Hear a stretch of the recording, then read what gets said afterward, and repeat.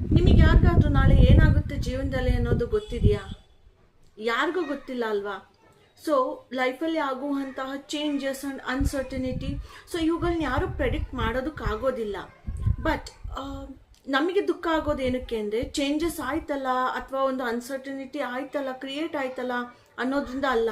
So ಇದನ್ನೆಲ್ಲ ನಾನು avoid ಮಾಡಬೇಕು, ಇದನ್ನ ಬದಲಾಯಿಸ್ಬೇಕು, ನಾನೇನು ಈ ಚೇಂಜ್ನ ಮತ್ತೆ ಚೇಂಜ್ ಮಾಡಬೇಕು.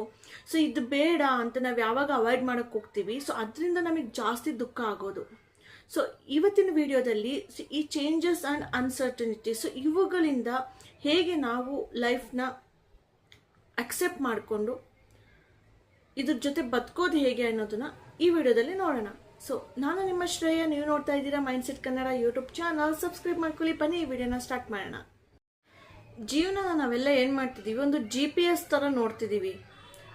ಲೈಕ್ ಯಾವುದೊಂದು ಲೊಕೇಶನ್ ಹಾಕಿ ಕ್ಲಿಕ್ ಮಾಡಿದ ತಕ್ಷಣವೇ ಓಕೆ ಈ ಒಂದು ರಿಸಲ್ಟ್ ಬರಬೇಕು, ಸೊ ಆ ಲೊಕೇಶನ್ ಎಲ್ಲಿದೆ ಅಂತ ತೋರಿಸ್ಬೇಕು. ಸೊ ಅಂದರೆ ನಮಗೆ ರಿಸಲ್ಟ್ ಬಂದ್ಬಿಡ್ಬೇಕು ತಕ್ಷಣ, ನಾವೇನೋ ಒಂದು ಮಾಡಿದ ತಕ್ಷಣ. ಸೊ ಇದ್ರ ಮೇಲೆ ಜೀವನನ ನಾವು ನಡೆಸ್ತಾ ಇದ್ದೀವಿ. ಆದರೆ ಜೀವನ ಒಂದು GPS ಆಗಿ ವರ್ಕ್ ಆಗುತ್ತಾ?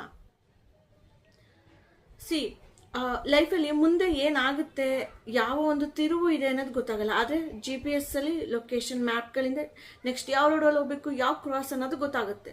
ಬಟ್ ನಾವು ಅದೇ ರೀತಿ ಜೀವನನ ನೋಡ್ತಾ ಹೋದರೆ it will be difficult. Because ಯಾರಿಗೂ ಗೊತ್ತಿರೋದಿಲ್ಲ.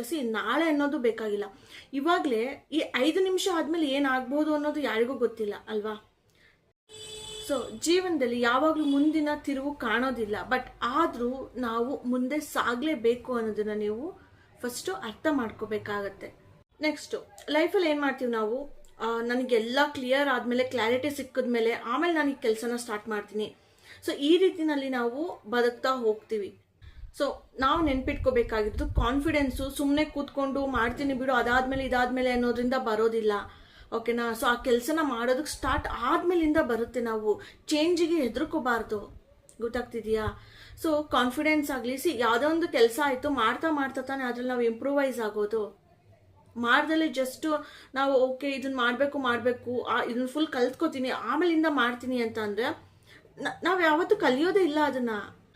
ಲೈಫಲ್ಲೂ ಅಷ್ಟೇ. ಈಗ ಯಾವುದೇ ಒಂದು ಸಿಂಪಲ್ ಆಗಿರೋದನ್ನೇ ತಗೊಳಿಸಿ, ನಾವೇನು ಗೊತ್ತಾ, ನಮ್ಮ ದಿನನಿತ್ಯದಲ್ಲಿ ಏನೇನು ನಡೆಯುತ್ತಲ್ಲ ಅದು ನಮ್ಮ ರಿಯಾಲಿಟಿ ಆಫ್ ದ ಲೈಫ್ಗೂ ಕೂಡ ಅಪ್ಲೈ ಆಗುತ್ತೆ. ಅಂದರೆ ಈಗ ಫಾರ್ ಎಕ್ಸಾಂಪಲ್, ಈಗ ಒಂದು ಬೈಕ್ ಓಡಿಸೋದನ್ನ ನಾವು ನೋಡಿದ್ರೆ, ಓಡಿಸ್ಬೇಕು ಅಂತ ನೀವು ಯೋಚನೆ ಮಾಡಿಕೊಂಡು ಅದನ್ನ ಕಲ್ತ್ಕೋಬೇಕು, ನೋಡ್ಬಿಟ್ಟು ವಿಡಿಯೋ ನೋಡಿ ಕಲಿತೀನಿ ಹಾಗೆ ಹೀಗೆ ಅಂತ ಅಂದರೆ ಬಂದ್ಬಿಡುತ್ತಾ ಹೇಳಿ ನಿಮಗೆ ಅದು ಓಡಿಸೋದಕ್ಕೆ?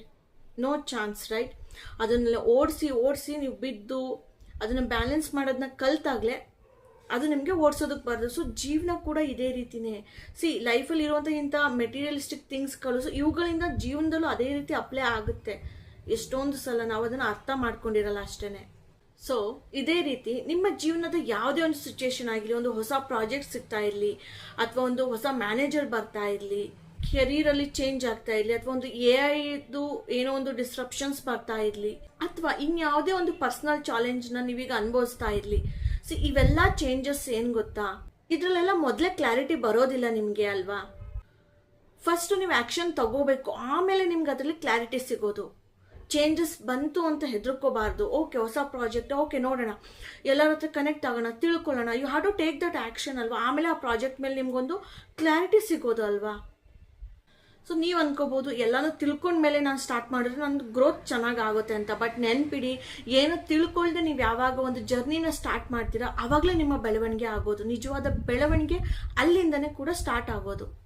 ನೆಕ್ಸ್ಟ್, ಬಹಳ ಜನ ಈ ಅನ್ಸರ್ಟನಿಟಿ ಲೈಕ್ ಅನಿಶ್ಚಿತತೆ ಅಂತಾರಲ್ಲ, ಸೊ ಇದ್ರ ಮೇಲೆ ತುಂಬ ಕಂಪ್ಲೇಂಟ್ಸ್ಗಳನ್ನ ಮಾಡ್ತಾರೆ. ಅಂದರೆ ಒಂದು ಅದು ಎಕ್ಸಾಮ್ ಥರ ನೀವು ನೋಡೋದಕ್ಕೆ ಹೋಗ್ತೀರಾ, ಬಟ್ ಅದು ಎಕ್ಸಾಮ್ ಅಲ್ಲ. ಈಗ ಒಂದು ಸಿಂಪಲ್ ಎಕ್ಸಾಂಪಲ್ನ ನಾನು ಕೊಡಬೇಕಂದ್ರೆ, ಈಗ ಒಂದು ಜಿಮ್ಮಲ್ಲಿ ನಾವು ಈಗ ಡಂಬಲ್ ವೆಯ್ಟ್ ಲಿಫ್ಟಿಂಗ್ ಎಲ್ಲ ಮಾಡಬೇಕಂದ್ರೆ ಈಗ ಡಂಬಲ್ನೇ ಎತ್ತುತ್ತೀರಾ ಅನ್ಕೊಳ್ಳಿ. ಸೊ ಇದೇನು ಹಿಂಗೆ ಭಾರ ಇದೆಯಲ್ಲ ಅಂತ ಅದ್ರ ಮೇಲೆ ಕಂಪ್ಲೇಂಟ್ ಮಾಡ್ತೀರಾ ನೀವು? ಇಲ್ಲ ಅಲ್ವಾ? ಬಿಕಾಸ್ ನಿಮಗೆ ಗೊತ್ತು ರೆಸಿಸ್ಟೆನ್ಸ್ ಇದ್ರೆ ಮಾತ್ರ ಮಸಲ್ ಗ್ರೋ ಆಗೋದು ಅಂತ, ಕರೆಕ್ಟಾ? ಸೊ ನಮ್ಮ ಜೀವನದ ರೆಸಿಸ್ಟೆನ್ಸ್ ಈ ಅನಿಶ್ಚಿತತೆಗಳು, ಅನ್ಸರ್ಟನಿಟಿಗಳು. ಸೊ ಇದನ್ನ ನೀವೊಂದು ಡಂಬಲ್ ರೀತಿಯಾಗಿ ನೋಡಿದ್ರೆ ಅನ್ಸರ್ಟನಿಟಿನ, ಸೊ ಇದು ಇದ್ದಾಗಲೇ ನಿಮ್ಮ ಬೆಳವಣಿಗೆ ಕೂಡ ಆಗೋದು. ಪೇಷನ್ಸ್ ಆಗಲಿ, ಅಡಾಪ್ಟಿವಿಟಿ ಆಗಲಿ, ಕ್ರಿಯೇಟಿವಿಟಿ ಆಗಲಿ, ಅಥವಾ ಒಂದು ಕರೇಜ್, ಧೈರ್ಯ ಆಗಲಿ, ಸೊ ಇದೆಲ್ಲ ಬರೋದು ನಿಮ್ಮ ಲೈಫಲ್ಲಿ ಏನೇ ಒಂದು ನೀವು ಅಂದ್ಕೊಳ್ದಲ್ಲೇ ಇರೋದು ನಡೆದಾಗ್ಲೇನೆ, ಏನೇ ಒಂದು ಚೇಂಜಸ್ ಆದಾಗ್ಲೇನೆ, ಇವಾಗೆಲ್ಲ ಏನು ಹೇಳಿದೆ, ಕರೇಜ್ ಆಯಿತು. ಸೊ ಇದೆಲ್ಲ ಏನು ಗೊತ್ತಾ, ನಿಮ್ಮ ಮನಸ್ಸಿನ ಮಜಲ್ ಇದು. ಅರ್ಥ ಆಗ್ತಿದ್ಯಾ? ಸೊ ಈ ಮನಸ್ಸಿನ ಮಜಲ್ಗಳು ಬೆಳಿಬೇಕಂದ್ರೆ ನೀವು ಈ ಅನ್ಸರ್ಟಿನಿಟಿ ಅನ್ನೋ ಡಂಬಲ್ನ ಎತ್ತಲೇಬೇಕು ವಿತೌಟ್ ಎನಿ ಕಂಪ್ಲೇಂಟ್ಸ್.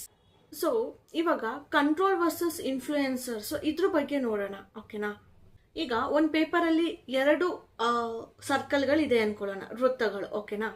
ಸರ್ಕಲ್ 1 ಅಲ್ಲಿ ಸೊ ಕಂಟ್ರೋಲ್ ಥಿಂಗ್ಸ್ಗಳನ್ನ ಬರೆಯೋಣ, ಲೈಕ್ ಆಟಿಟ್ಯೂಡ್ ಇರ್ಬೋದು, ಅಥವಾ ನಿಮ್ಮ ಎಫರ್ಟ್ ಇರ್ಬೋದು, ಅಥವಾ ನಿಮ್ಮ ಲರ್ನಿಂಗ್ ಇರ್ಬೋದು. ನೆಕ್ಸ್ಟ್ ಔಟ್ ಆಫ್ ಕಂಟ್ರೋಲ್ ಇನ್ನೊಂದು ಸರ್ಕಲಲ್ಲಿ ಬರೆಯೋಣ, ನೋ ಕಂಟ್ರೋಲ್ ಇರೋದು. ಓಕೆ, ಫಾರ್ ಎಕ್ಸಾಂಪಲ್ ಲೈಕ್ ಒಂದು ಮಾರ್ಕೆಟ್ ಇರ್ಬೋದು, ಲೈಕ್ ಮನಿ ಮಾರ್ಕೆಟ್, ಸೊ ಇದು ಲ್ಯಾಂಡ್ ಎಕಾನಮಿ ಇರ್ಬೋದು, ಅಥವಾ ನೀವೇನಾದ್ರು ಕೆಲಸ ಮಾಡ್ತಿದ್ರೆ ಅಲ್ಲಿ ಇರುವಂತಹ ಮ್ಯಾನೇಜ್ಮೆಂಟ್ ಡಿಸಿಷನ್ಸ್ ಇರ್ಬೋದು, ಜೊತೆಗೆ ಅದರ್ ಪೀಪಲ್ಸ್ ಒಪಿನಿಯನ್. ಆಯ್ತಾ? ಇವಾಗ 2 ಸರ್ಕಲ್ ರೆಡಿ ಆಗಿದೆ ನಮ್ಮ ಎದುರಿಗೆ. ಸೊ ಇದರಲ್ಲಿ ತುಂಬಾ ಜನ ನಿಮ್ಮ ಪ್ರತಿದಿನದ ಎನರ್ಜಿ 90% ಎನರ್ಜಿನ ಸೆಕೆಂಡ್ ನೋ ಕಂಟ್ರೋಲ್ ಸರ್ಕಲ್ ಅಲ್ಲಿ ಇನ್ವೆಸ್ಟ್ ಮಾಡ್ತಿದ್ದೀರಾ. ಇದರಿಂದ ಏನಾಗುತ್ತೆ, ಆಂಗ್ಸೈಟಿ ಬರುತ್ತೆ. Anyways you can't control those things, so obviously ನಿಮಗೆ ಆಂಗ್ಸೈಟಿ ಬಂದೇ ಬರುತ್ತೆ.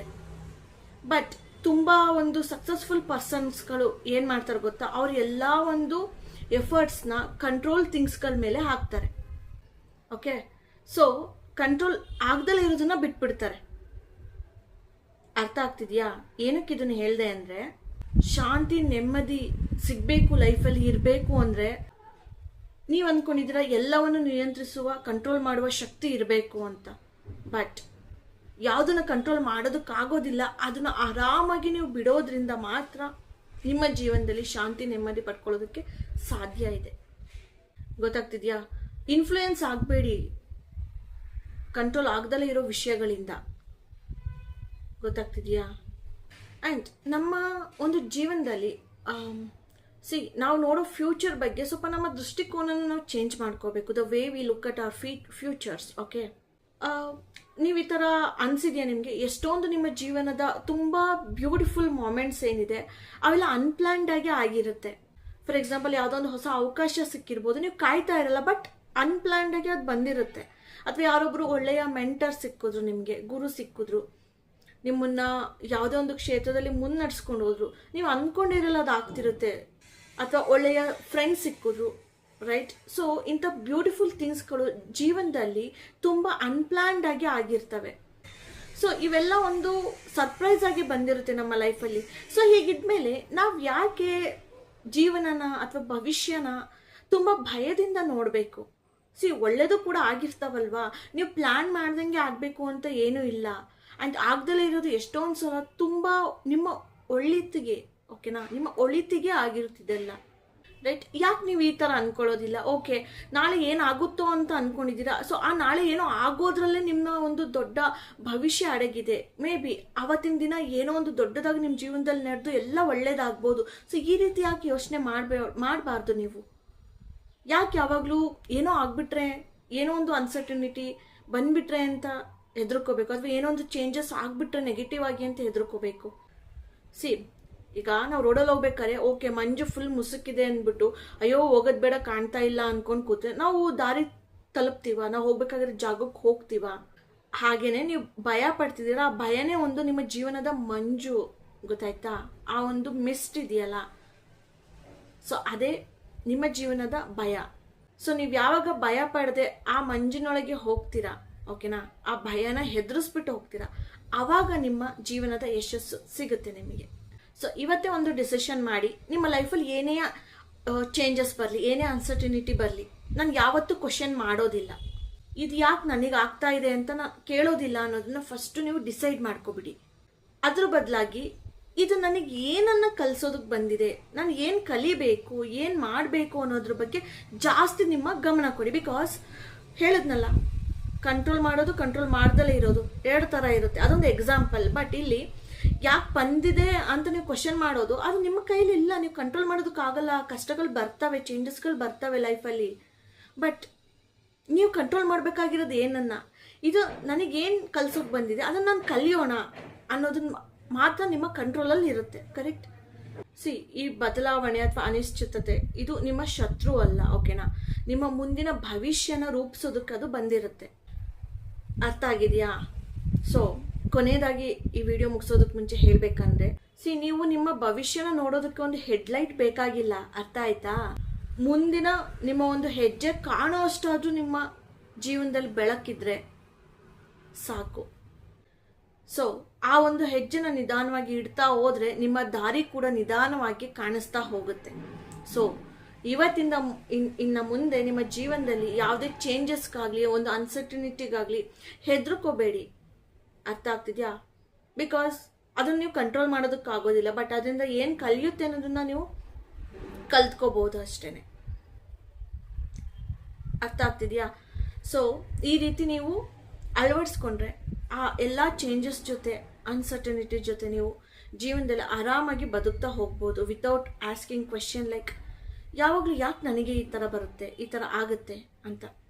ಓಕೆನಾ? ಸೊ ಈ ಕ್ವೆಶನ್ ಕೇಳ್ಕೊಳ್ಳೇಬೇಡಿ ಯಾವತ್ತು. ಅರ್ಥ ಆಗ್ತಿದೆಯಾ? ಸೊ ಓಕೆ ಗೈಸ್, ಸೊ ನಿಮ್ಮ ಜೀವನದಲ್ಲಿ ನೀವು ಹೆದರ್ಕೊಂಡಿರುವಂತಹ ಇದೆಲ್ಲ ಜನರಲ್ ಟಾಪಿಕ್ಸ್ ಅನ್ನಿಸ್ಬೋದು, ವಿಷಯಗಳು ಅನ್ನಿಸ್ಬೋದು.